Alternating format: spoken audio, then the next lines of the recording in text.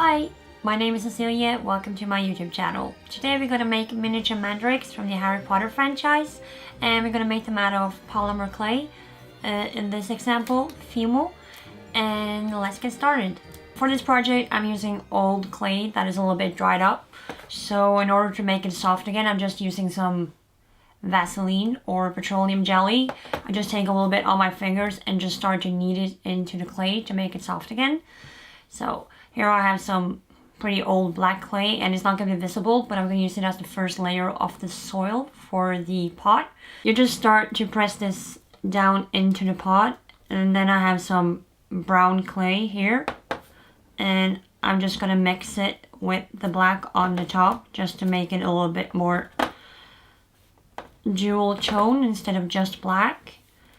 So, and now I just have a little bit of a mix of colors, and I'm just going to use an ugly toothbrush and just squeeze it down to just get some texture that is similar to soil. Just drag it a little bit, push down, and then drag again until you see a texture that you're happy with.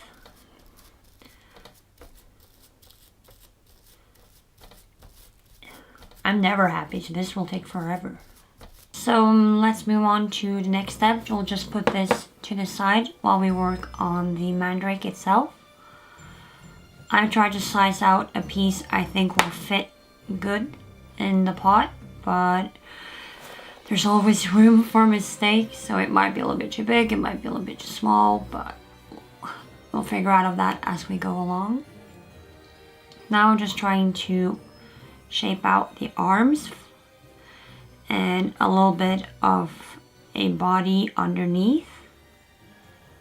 And now I'm just starting to make the neck and the head, and I'm going to take a blade and carefully cut out 3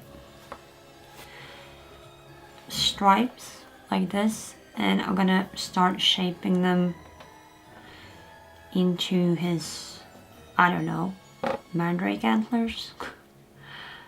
Just gonna take him and I'm just gonna try to squish him into place, and I'm just gonna size him up with the other one and look at the size, and he's probably a little bit too big, but we'll sort that out in a minute. So now that I've sort of tried to attach him to the soil, I just using a flat tool just to press him down a little bit so he won't pop off. It's pretty ugly right now, but it's just trying to make the mouth. And we're gonna bend and tweak it a lot, so right now it doesn't matter how it looks like, but and then he has a little nose, and just have to turn it around because I'm struggling to shape anything upside down. And his root antlers are still a little bit too long, so I'm just gonna elongate them towards his face and then chop off the excess on the top, and just gonna squeeze off a little bit more. Just put the clay to the side. The face of happiness. The face of Monday morning. Polymer clay can be a little bit difficult to work with because it is either often too stiff or a little bit too soft. I struggle to get the right consistency. I'm starting to get the basic shape of the mandrake. There's the camera. And now I'm just gonna try and point the weird roots into some weird shapes. We're gonna put leaves on them once they're baked, so they're not gonna be that visible, so it doesn't really matter how well they are done. But I think it's important to make some crazy faces and just have fun with it, because every mandrake looks a little bit different, and some might be a little bit more unhappy than others. And once you got the little nose out, you can just start to push in some lines and have some soft lines going down his arms and then upwards on his head. For the arms, I've just been cutting up some pieces and using my fingers to elongate them and make them different lengths, because it's just gonna look like roots anyways. But you don't want to make them too thin or else the clay might break. Then I'm just going to drag some of the lines we made on the body downwards into the little fingers. So once you're happy with these little bad boys, they're ready for the oven to stiffen up. So just put them in the oven for 30 minutes at 110 Celsius or 230 Fahrenheit, depending on where you live and which system you're using. So it's been 30 minutes and they're out of the oven. These have now been in the oven for 30 minutes. They are now cooled down and I'm ready to paint the pots. As you can see here, I already started on this one because I wanted it to look a little bit weathered down, because this one looks a little bit brand new. So I'll take a little bit of white mixed with a little ochre yellow. This is just normal acrylic paint that you can find in usually any arts and crafts store. So I'm just gonna mix until I find a color that I like. I'm lazy, so I'm just gonna paint my hand and see if I like it. And it looks like that's a color that I want. And I'm just gonna brush on a little bit just to look.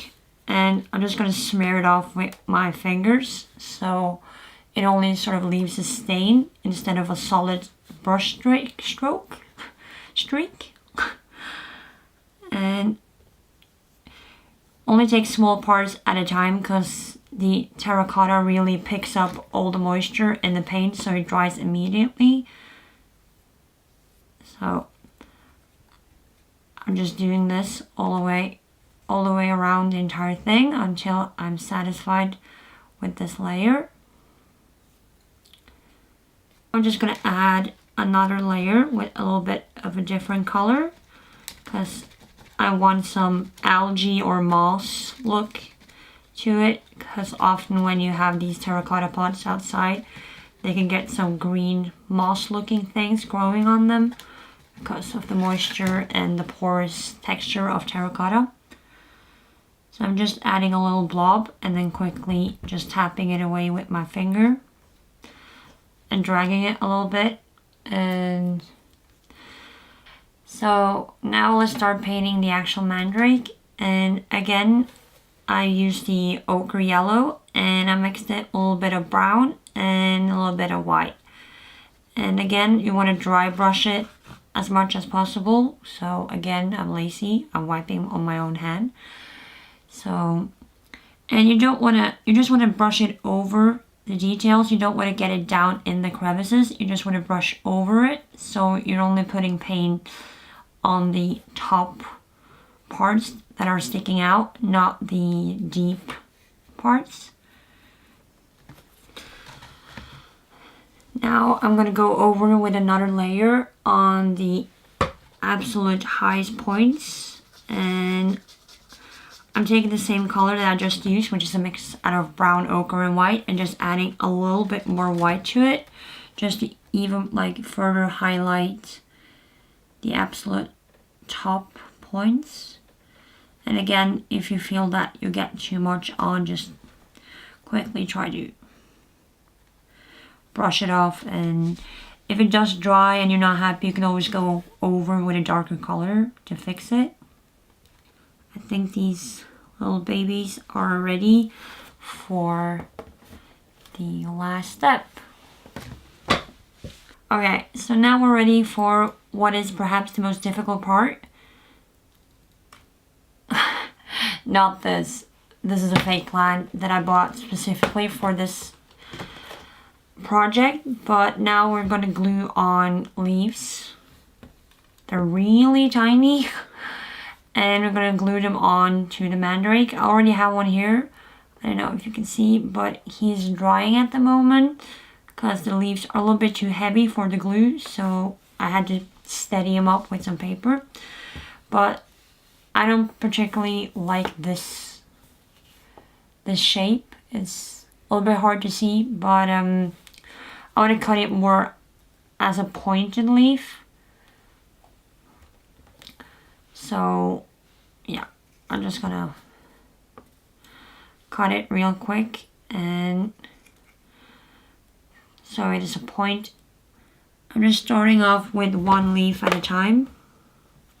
I'm starting with the leaf that I already cut right now, and you have to hold it in place until you notice that it gets tacky and that it won't fall off.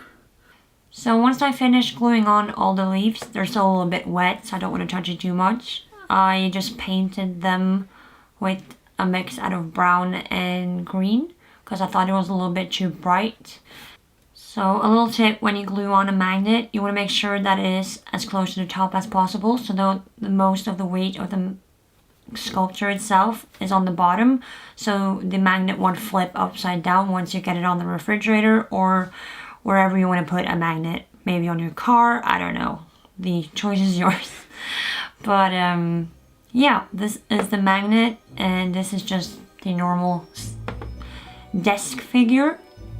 These are the finished mandrakes, and if you like what you saw, be sure to click the like button. If you want to watch me make more tutorials like this in the near future, be sure to hit the subscribe button. And if you have any suggestions on DIYs that I can make, be sure to comment down below. Thank you so much.